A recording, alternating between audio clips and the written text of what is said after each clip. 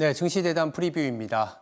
11월 첫 거래일입니다. 그리고 다음 주 미 대선을 앞둔 굉장히 중요한 시점입니다. 이럴 때 어떤 전략을 갖고 가야 될까요? 그림을 보면서 자세히 얘기 들어가 보도록 하겠습니다. 보시는 그림은 빨간 선이 안 나와 있지만 빨간 선은 코스피에 대한 외국인 지분율입니다. 그리고 파란 선은 거래대금이라고 볼 수 있는데 둘 다 최근에 급락을 하고 있습니다. 외국인들이 팔고 있고 시장 전체적으로도 거래가 상당히 저조한 우리 국내 증시를 보여주고 있습니다. 여러 이유들이 있겠습니다.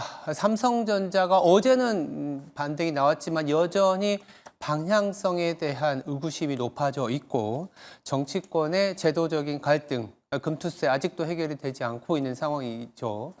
더불어서 내수가 부진하고 수출도 둔화되는 등 켜켜이 쌓여있는 문제들이 다 이렇게 고스란히 외국인은 팔고 있고 시장 전체적으로는 거래대금이 낮아져 있습니다. 무엇보다도 사실 ROE가 낮기 때문입니다. 국내 증시 ROE 예상컨대 한 7에서 8% 정도 나올 것으로 기대되는데요. 미국은 거의 17, 18%입니다. 상당히 높은 ROE죠. 자본에 대한 효율성이 그렇게 높다라고 볼 수 있습니다. 낮은 ROE이기 때문에 당연히 밸류에이션도 낮게 받고 있는 국내 시장인데 이러한 부분들이 앞으로 어떻게 변해갈지 그리고 지금 수준에서 2,600을 하회한 지금 수준에서 낮은 ROE라도 살만한 가격인지 그리고 곧 있을 미 대선 이후에는 국내 증시가 어떠한 방향성을 가져갈지 중요하게 다뤄야 될 시점입니다. 그래서 증시 대담에서는 현재 지수 레벨에서 사야 될지 팔아야 될지 실적 시즌을 맞이해서 어떤 전략으로 11월을 맞이해야 될지 자세히 챙겨보도록 하겠습니다. 증시 대담 지금 바로 시작하겠습니다.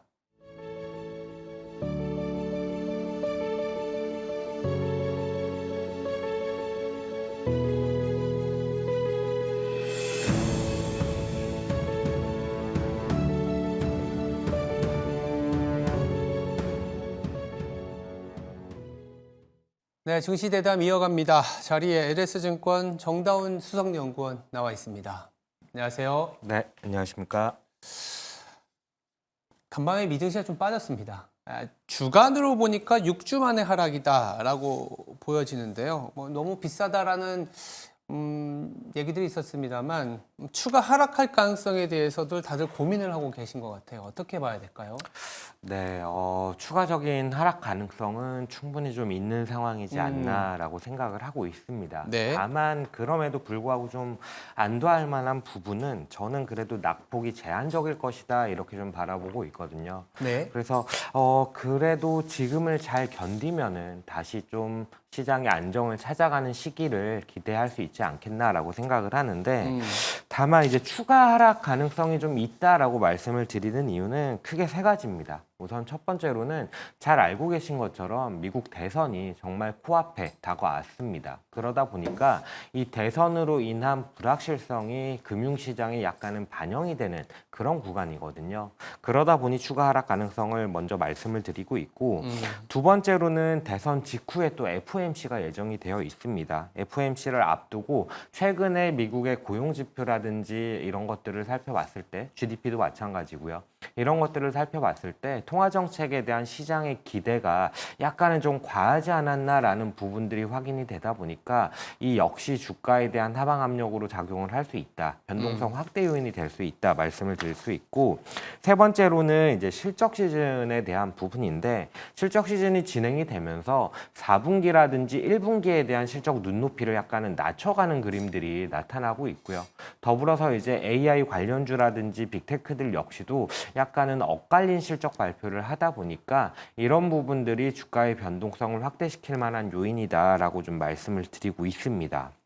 네. 다만 이제 주가의 낙폭이 약간은 제한적일 거다라고 말씀을 드리는 이유는 뭐냐면은 미국의 상대적인 경기 모멘텀, 미국이 홀로 이렇게 강세를 보여오던 시장의 원인이 사실은 경기 모멘텀이 미국만한 국가가 없다라는 게 첫 번째였는데 이런 부분들이 대선 이후에도 유지가 될 수 있다라고 좀 판단을 하기 때문인데 미국의 경기 모멘텀이 좋을 거다라고 말씀을 드리는 이유는 뭐냐면은 트럼프가 당선이 당선이 되든 해리스가 당선이 되든 둘 다 제조업에 대한 부분들을 미국 내로 가져오겠다라는 리쇼어링을 적극 장려하는 부분들을 밝히고 있습니다.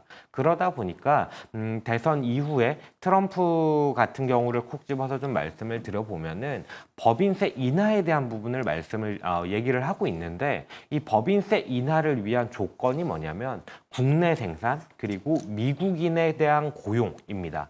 그 말은 결국 미국에 들어와서 생산을 하라라는 얘기입니다. 그 말은 결국 기업 입장에서는 관세라든지 자국의 높은 법인세를 피해서 미국으로 생산 설비를 이전시키는 흐름들이 이어질 수 있다라는 얘기고, 이 부분들이 미국의 경기 모멘텀을 더 강하게 만들어주는 부분이 되기 때문에 저는 여전히 미국 쪽으로는 대기 매수세가 풍부하다라고 판단을 하고 있고, 이 부분이 미국의 주가 하방을 견조하게 지켜주지 않을까 이렇게 좀 생각을 하고 있습니다. 네. 말씀 주신 것처럼 다음 주에 워낙 굵직한 이벤트, 뭐 대선, FOMC 이런 게 딱하니 자리하고 있으니까 뭐 이벤트는 좀 지나봐야 된다. 뭐 이런 시각이 좀 강한 것 같습니다. 미국은 뭐 사실 걱정을 하면 그럴 때 더 기회다. 이런 어떤 신뢰도 있는 데이터가 있는데 코스피가 중요한 것 같아요. 코스피는 또 어떻게 봐야 돼요? 네, 코스피에 대해서 사실 상당히 좀 답답한 상황입니다. 말씀하셨듯이 여러 가지 부정적인 요인들 때문에 외국인들은 공격적으로 순매도를 이어가고 있고, 네. 더 안 좋은 거는 보여주셨던 차트처럼 네. 거래 대금이 줄어들고 그러니까요. 있다라는 얘기거든요. 그 말은 결국 주가가 하락함에도 불구하고 그에 대한 매력도를 느낄 만큼의 무언가 상방 요인을 찾기 어렵다라는 부분으로 해석이 되기 때문에 이 부분이 약간은 좀 부정적인 것은 사실입니다. 다만 주가가 하락하면은 그래도 좀 매수해 갈 만한 영역이 된다라고 좀 말씀을 드리는데, 그게 뭐 때문이냐라고 하면은 밸류에이션 때문입니다.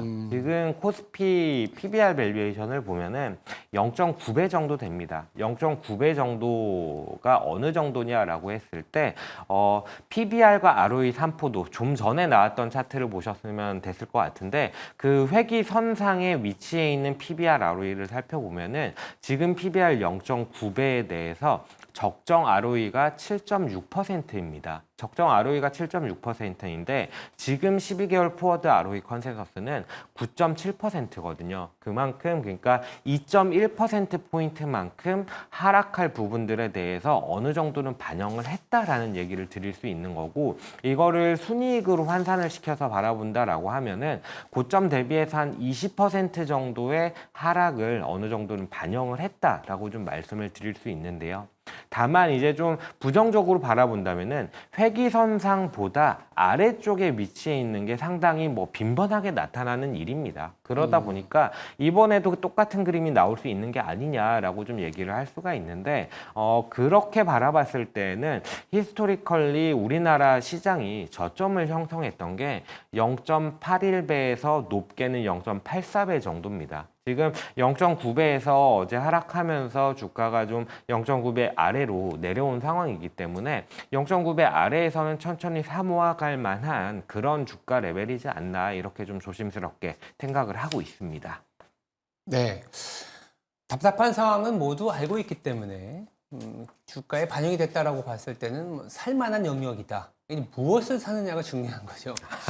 자, 그렇다면 우리가 이렇게 볼 수 있습니다. 외국인의 매도세가 거칠어서 주가가 빠졌는데, 이런 상황에서도 외국인들이 사는 업종은 일단은 뭐 접근해 볼 수 있지 않겠냐라는 직관적인 생각이 드는데, 외국인들은 어떤 걸 사고 있나요?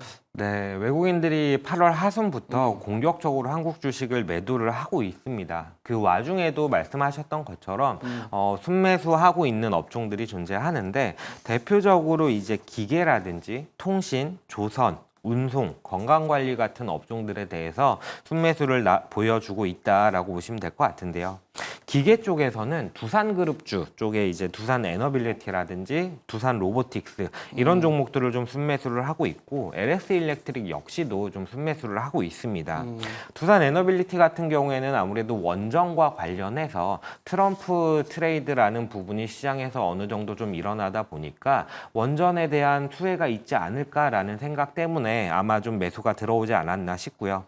두산 로보틱스나 LS 일렉트릭 같은 경우에는 앞에서 말씀해 말씀을 드렸던 리쇼어링과 관련해서 미국 내 설비 투자가 이루어질 때 수혜를 받을 수 있는 업종이기 때문에 아무래도 좀 관련이 있지 않나라고 생각을 하고 있고 통신에서는 KT, SK라든지 아니면은 LG U+ 같은 종목들은 뚜렷한 순매수가 나타나고 있지 않은데 KT 쪽에 대해서 외국인들의 순매수가 좀 이어지는 부분들이 확인이 되고 있고 운송에서는 대한항공이나 HMM, 펜오션 그리고 최근에는 CJ 대한통운까지 순매수가 좀 나타나고 있는 모습인데 대한항공 같은 경우는 꾸준히 말씀을 드렸다시피 실적단에서 긍정적인 흐름들을 보일 걸로 예상이 되고 있고 아시아나항공과의 합병 이슈가 어느 정도는 마무리 단계의 하반기에는 4분기에는 좀 나타나지 않을까라고 기대를 하고 있기 때문에 그런 부분들을 반영해서 좀 긍정적이었지 않나라고 생각을 하고 있고요.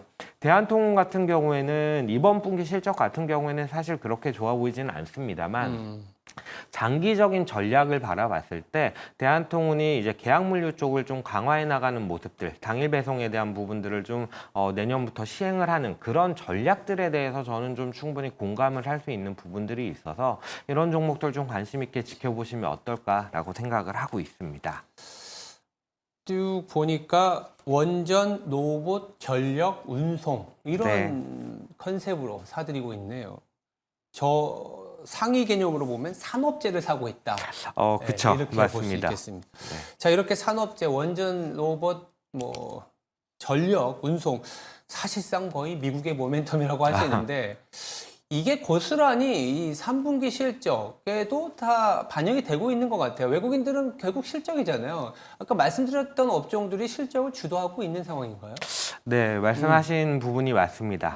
이런 업종들이 실적단에서도 상당히 좋은 모습을 보이고 있는데 최근 시장에서 이제 실적 시즌이 진행이 되다 보니까 이 부분을 좀 체크를 해보면은 전반적으로는 컨센서스를 조금 하회하는 모습들이 나타나고 있습니다. 코스피에서 이제 합산 영업이익 기준으로 컨센을 한 3.4% 정도 하회하는 수준이 현재까지는 좀 확인이 되고 있는 상황이고요.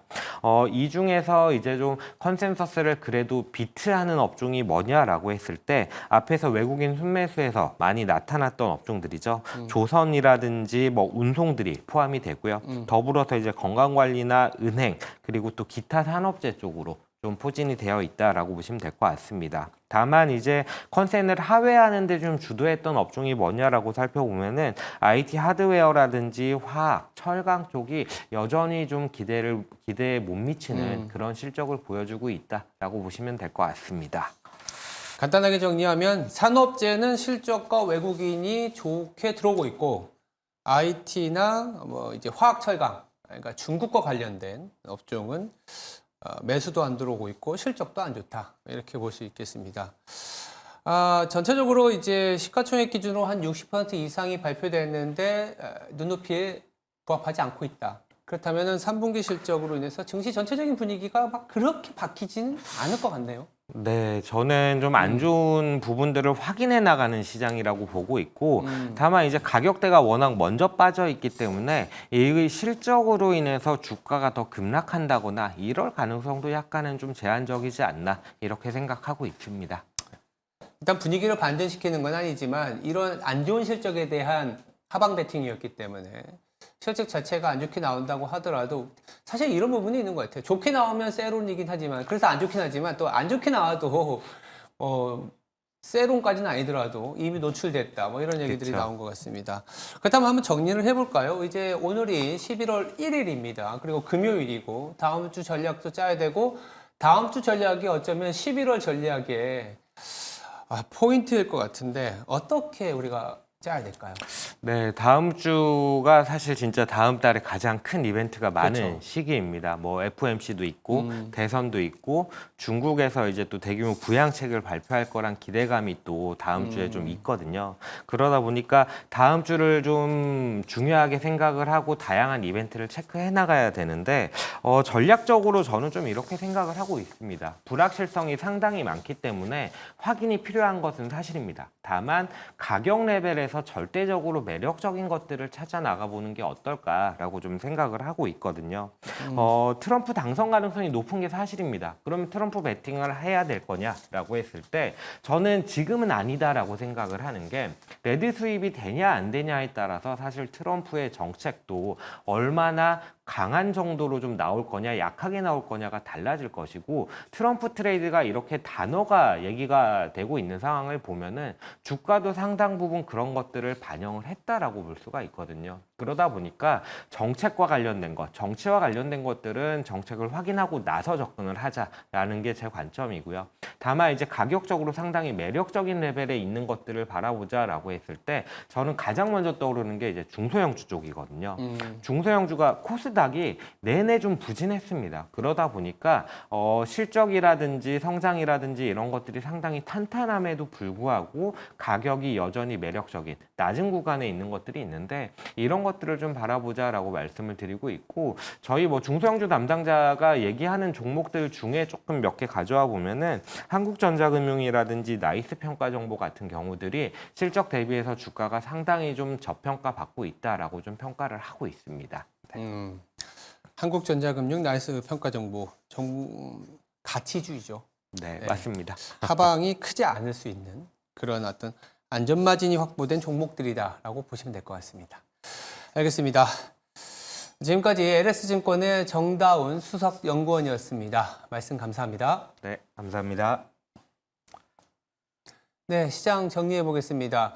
간밤에 미 증시는 변동성이 좀 컸습니다. 반도체와 대형 기술주 중심의 하락세를 보였는데요.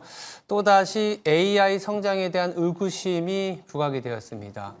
전일에 이어서 슈퍼 마이크로 컴퓨터 급락을 했습니다.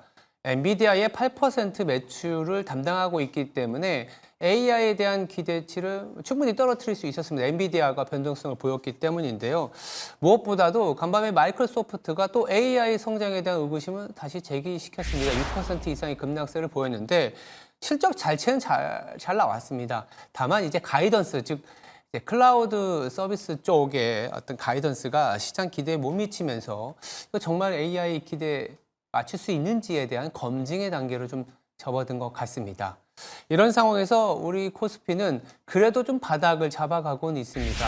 전일에 발표된 삼성전자 실적에서 물론 뭐 긍정적인 포인트를 억지로 찾은 감이 없지 않아 있긴 하지만은 그래도 현실을 인정하고 잘할 수 있는 부분에 집중하겠다는 점에 시장은 좀 반영을 하는 것 같습니다. 삼성전자 주가가 조금은 그래도 반등이 나서주고 있다는 측면, 더불어서 코스피 증시 대담에서도 살펴드렸지만 한 0.9배인 2,500 후반선을 하회하고 있는 지금 수준은 좀 매수할 만한 영역이다라는 얘기를 해드리고 있습니다.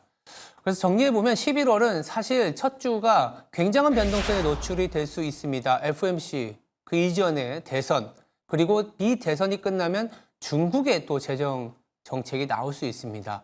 우려와 기대의 어떤 중첩이 되는 구간인데 말씀드린 것처럼 외국인들이 우리나라 시장에서 어떤 업종에 집중하고 있느냐, 원전, 로봇, 전력, 운송 등 산업재, 기업 투자 중심의 종목에 집중하고 있습니다. 실적 그리고 수급이 유입되는 업종 중심으로는 접근해 볼 만한 지수대가 아니겠느냐 생각이 들고 있습니다. 네, 지금까지 앵커 브리핑이었습니다. 오늘 하루도 성투하시기 바랍니다. 감사합니다.